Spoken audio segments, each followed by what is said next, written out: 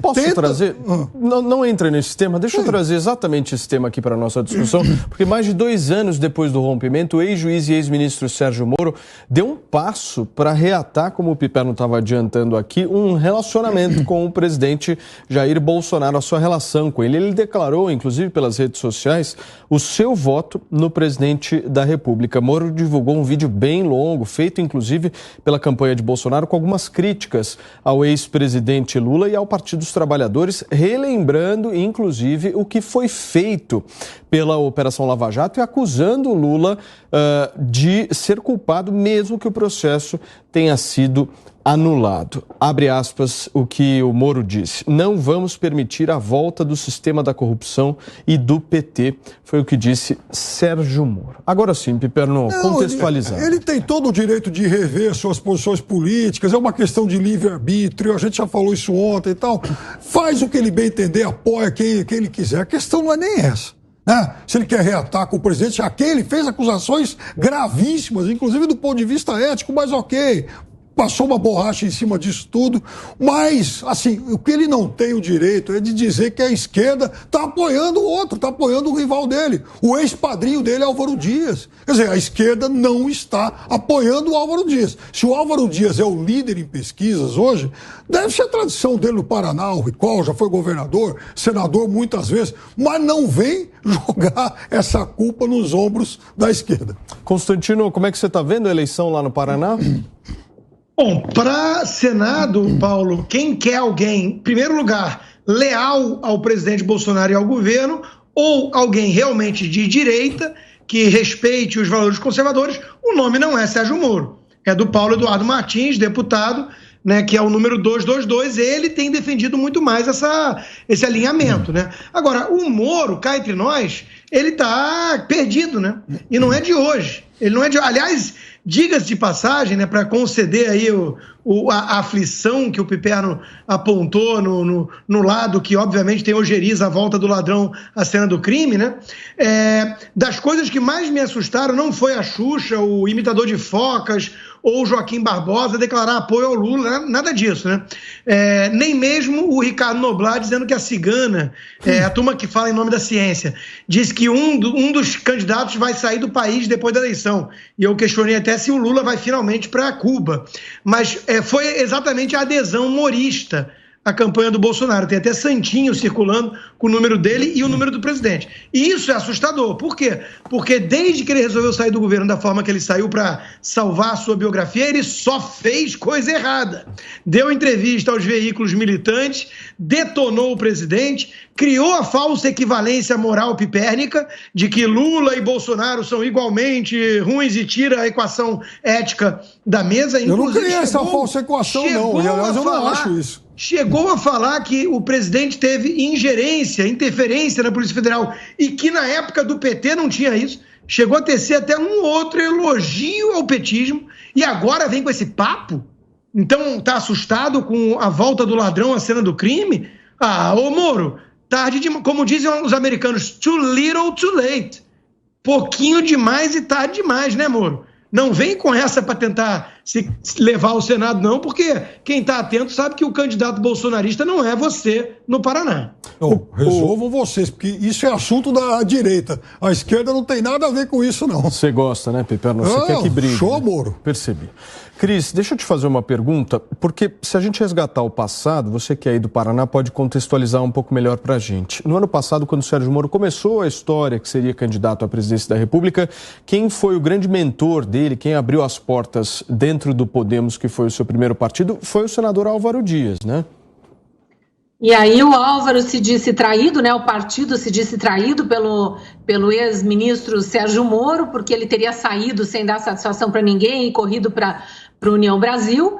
E ontem teve um debate entre os candidatos a senador aqui pelo Paraná, na Gazeta do Povo. Primeiro, Álvaro Dias não participou. Deu uma de Lula, de Haddad, caiu fora, não participou. Segundo, o ex-juiz disse que quem foi traído foi ele.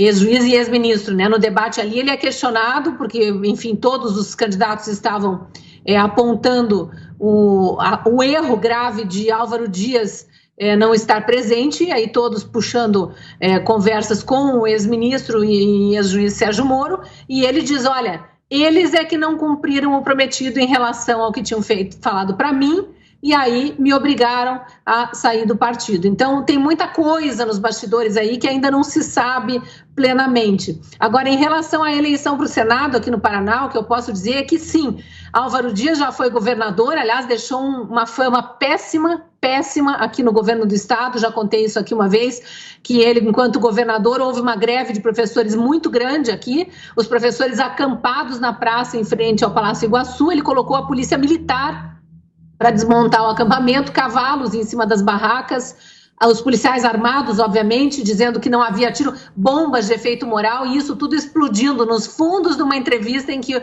o então governador Álvaro Dias dava para a televisão ao vivo, aquelas bombas explodindo no fundo, e ele dizendo, não coloquei a polícia, não, os professores estão sendo bem tratados.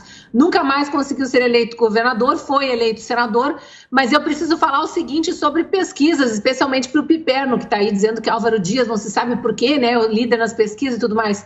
Na última eleição, 2018, em que nós elegemos 2 senadores em cada estado, as pesquisas davam até a última hora Beto Richa, que foi governador aqui no Paraná e chegou a ser preso na Lava Jato, Beto Richa como vencedor e em segundo mais votado Roberto Requião. Nenhum dos dois entrou. Entraram Flávio Arnes e Oriovisto Guimarães, que nunca tinha sequer concorrido ao Senado. Era um empresário apenas e que foi eleito. Então, para a gente ver como nem para o Senado as pesquisas conseguem fugir da fama de errar e errar gravemente. Pode ser que não dê o resultado que estão achando que vai dar aqui no Paraná para o Senado esse ano. Muito bem, Serrão em seguida o Piper. A situação do Paraná para o Senado é doideira total, que a esquerda não tem como apoiar o Álvaro Dias explicitamente. Mas a impossibilidade dela de apoiar Moro ou Paulo Eduardo Martins é total também. Então, o esquerdismo lá no Paraná já nasce morto nessa campanha ao Senado. Tem grandes complicações. Esse eventual apoio, quase apoio do Moro ao Bolsonaro é o que pode restar ao ex-juiz da Lava Jato para tentar o fôlego final de uma eleição ao Senado. Ele não tem também alternativa. Ele vai fazer o quê? Não pode apoiar o Lula, que foi quem ele condenou e quem quer acabar com ele. Esse é o fato concreto, tá? O Sérgio Moro, esse é garantido. Se não arranjar aí num cargo público, de novo, uma proteção aí, um foro privilegiado, ele vai ser alvejado pelo PT e pela máquina do judiciário, que faz questão de destruí-lo, sem pena. Então, Moro precisa do mandato como nunca. Mas vai conseguir? Esse é o problema. Essa eleição do Paraná está dificílima. Então, vamos lá, novamente, de novo. Então, ele vem com essa história agora de ter de apoiar Jair Bolsonaro. Para ele, e para qualquer um que está vendo essa cena, surreal é a desmoralização total da política. Fala, Piper, não. Não, em relação ao que a Cristina disse, que eu teria falado sobre as eleições para o Senado aí do Paraná, veja, eu não entrei na questão do juízo de valores de quem é melhor, quem é pior, quem pode ganhar. Eu estou dizendo o seguinte, o Moro, que hoje disputa mais diretamente com o Álvaro Dias, faz esse movimento e que não se atribuam, que não se atribua qualquer tipo de apoio da esquerda ao senador Álvaro Dias. Agora, mas ele está apoiando. Oi? Está apoiando e já vazou áudio do Álvaro Dias no fim de semana, xingando o presidente Bolsonaro, falando que ele está morto. Mas isso e ele é um bandido. Isso não quer dizer. Bem apoiado pela esquerda. Isso não quer dizer que o Álvaro Dias seja um neo-esquerdista. Até porque tem gente de direita. Ele só está se afastando o máximo que pode. Mas é claro que ele vai se afastar. Ele sabe que isso vai fazer mal para a candidatura dele. Hoje, da mesma forma que todo mundo que colou, ou quase todo mundo, que colou a sua imagem ao presidente Bolsonaro, principalmente no Sudeste, no Sul e no Centro-Oeste, em 2018, levou uma grande vantagem. Tem gente que não era nada, mas a partir do momento que colou a sua imagem, a do presidente Bolsonaro, que naquele momento foi o principal eleitor do país, teve êxito. Por exemplo, o Witzel. Quem era o Witzel? Não era ninguém, até o momento que foi apoiado pela família Soraya Bolsonaro. Tronic, Joyce Hassi, tudo e ainda isso, concordo com vocês. O Lula apoia Bolsonaro. Quem é que sobe com o apoio do Lula? Oi? O Bolsonaro sinaliza pro Romário, até Romário sobe, que ninguém na direita confia. Mas aí que tá essa turma toda que apoiou o Bolsonaro em 18 e agora em redutos específicos que estejam próximos a ele, se alguém em Santa Catarina colar sua imagem do presidente Bolsonaro e o concorrente ao ex-presidente Lula, quem é que vai ter vantagem? É óbvio que é o bolsonarista. Principalmente candidatos ao Senado. É assim que o negócio funciona. Fala, Serrão, por favor. Então essa eleição de domingo, por isso que a gente tem que esperar. Por enquanto é só especulação, é a jogada das pesquisas, é o ataque midiático. Bolsonaro, com certeza absoluta, é o presidente brasileiro que mais sofreu ataque da mídia na história. Agora, vamos ponderar, tem que ponderar. É culpa do sistema de poder ou culpa também do Bolsonaro? Vale para os dois lados. Essa análise também tem que ser, essa meia-culpa também tem que ser feita na hora da articulação política, que ela é fundamental. Quem só vai vencer essa eleição, quem demonstrou articulação política de verdade.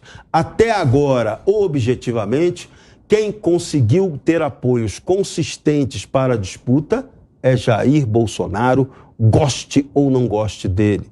Lula tem apoios apenas periféricos para essa disputa. Esse é o fato concreto. Agora, isso significa que ele não possa ganhar a eleição? Eleição é jogo aberto. Qualquer um pode vencer. Então, vamos esperar esse resultado. Vai ter segundo turno com... Está muito alta probabilidade disso acontecer e o segundo turno será decidido por quem realmente tiver articulação política para ganhar no voto depois, na hora derradeira do dia 29 de outubro. Fala, Constantino, para a gente fechar. Não, para a gente fechar, né? Vamos descobrir no domingo o quão distante da realidade estão essas pesquisas todas, esses artistas todos nessa bolha e esses corruptos todos, porque até aqui, Paulo, o que mais chamou a atenção da campanha do ex-presidiário Luiz Inácio Lula da Silva foi que todo o foco esteve voltado para bastidores. Articular com o Renan Calheiros, articular com o MDB, que atraía a Simone Tebet, articular com artistas, né, e tudo mais. O que faltou na equação da campanha do Lula foi povo. Isso nós não vimos. Nós vimos algumas tentativas tímidas e fracassadas. Então, de novo, esse é o jogo do Lula. Por isso que não tem nem projeto de governo anunciado. Porque é tudo debaixo dos panos, é tudo... A Simone Tebet chamou de carta cheque em branco. Mas não é um cheque em branco. Cheque em branco seria se fosse uma revista aventureiro. O Lula não é alguém que surgiu em cena agora. Ele é alguém que comandou o Mensalão e o Petrolão. É alguém que elogiou ontem, que o Piperno fica dizendo que não é bem assim. Ontem ele elogiou o Fidel Castro. Esse é o democrata da cartinha que vai salvar o Brasil. O sujeito que bajula até hoje o maior tirano que o continente já produziu. O maior assassino ditador da história da América Latina. E o Lula elogia esse cara. Então, de novo, o negócio está tão escancarado que o que nós vamos descobrir é um plebiscito domingo em relação a quantos brasileiros vão dizer não à cleptocracia, à corrupção, ao sistema podre, à ditadura socialista e quantos têm alguma decência restando ainda em seu corpo. Agora, Lula precisa ganhar para amansar o leão. Se ele não ganhar, o leão vai abocanhar a fortuna dele, hein? Fala, Piperno. Não, eu quero dizer que também é assim uma possibilidade, um momento, né, no próximo domingo, do Brasil encerrar esse ciclo predatório, né? Está fazendo muito mal. E eu acho que parece que a população está tomando um rumo cada vez mais decidido e correto em relação a isso. Cris, para fechar. Na verdade, essa reaproximação do Sérgio Moro com o Bolsonaro era algo inevitável, na minha opinião, porque ele não conseguiu provar a narrativa. Eu até acho que pode não ter havido má intenção no sentido de prejudicar o presidente. Ele pode realmente ter se sentido colocado para escanteio ali no governo, decidiu sair e achou que na tal reunião houve alguma fala ali que desse a entender que o presidente queria interferir na Polícia Federal e tal, e agora ele viu que não havia nem provas a respeito daquilo e talvez ele tivesse se equivocado. Agora ele ia se aliar com quem? Com Lula é que não dá, né? Porque podem ter julgado que ele foi suspeito com base em conversas hackers, né? Conversas criminosas, adquiridas de forma criminosa, o que jamais poderia ter sido aceito pelo tribunal para análise como prova, e foi, né? Sabe-se Deus por quê, mas ele pode ter sido considerado suspeito, mas há vários juízes que julgaram Lula e que não podem ser considerados suspeitos, inclusive na primeira instância, na mesma vara em que Sérgio Moro trabalhava, tinha a Gabriela Hart, que era a juíza substituta e que esteve no lugar dele quando ele saiu para ser ministro e acabou condenando também Lula. E em relação a isso, a defesa não fala nada, né? E o mais engraçado, só para voltar no nosso primeiro assunto do programa, é que agora a defesa do ex-presidente Lula pede para que ele seja liberado do pagamento dessa sonegação de impostos aí em relação ao Instituto Lula, dizendo que as provas foram anuladas lá na Lava Jato porque ele foi inocentado. A decisão que sai ali da Procuradoria da Fazenda Federal é o seguinte: primeiro, que ele não foi inocentado, como aliás já disseram juízes até do Supremo, inclusive Luiz Fux, que presidia o Supremo na época do arquivamento, né, dos processos por causa de CEP, e o procurador da Fazenda também diz que, além de tudo, as provas não foram anuladas. E aí querer falar que o juiz foi suspeito e por isso agora tem que anular a dívida de Lula com o fisco é a mesma coisa que dizer lá no meu processo por ele ter sido considerado suspeito vale as provas criminosas. Agora ele está dizendo que não vale. Então a argumentação da defesa é toda muito errada. E só para finalizar, Cristiano Zanin, que é um dos advogados que defende Lula em praticamente todos os processos, segundo o próprio Lula, o número 1 para subir para o Supremo caso Lula seja eleito. Isso é um perigo para o Brasil. Nós temos mais pouquíssimos minutos de programa. Vou pedir mais um tweet de cada um. Piperno, vamos lá. Não, agora há pouco a Cristina tocou num ponto muito importante e a nossa audiência é muito instantânea. Já vi mensagens aqui sobre isso no Twitter, Instagram, sobre uma possível nomeação do Cristiano Zanin. Isso seria, de fato, muito grave, Cristina. E eu, se isso acontecer algum dia, gostaria de estar num programa com você para criticar essa nomeação. Um tweet, Cris. Eu acho bom que os eleitores estejam muito atentos à escolha do próximo presidente, também considerando que ele vai colocar mais 2 ministros no STF. E escolham bem o senador, porque os senadores fiscalizam os ministros do STF. Serrão. Fique esperto, porque já tem projeto parlamentar para aumentar, não ser só 2 ministros, serem 6. 6 no Constantino, para fechar. Bolsonaro é um homem com apoio do povo lutando contra todo um sistema podre, carcomido e corrupto. Pensem nisso, né? Tá chegando a hora e é perigoso o momento que o Brasil vive.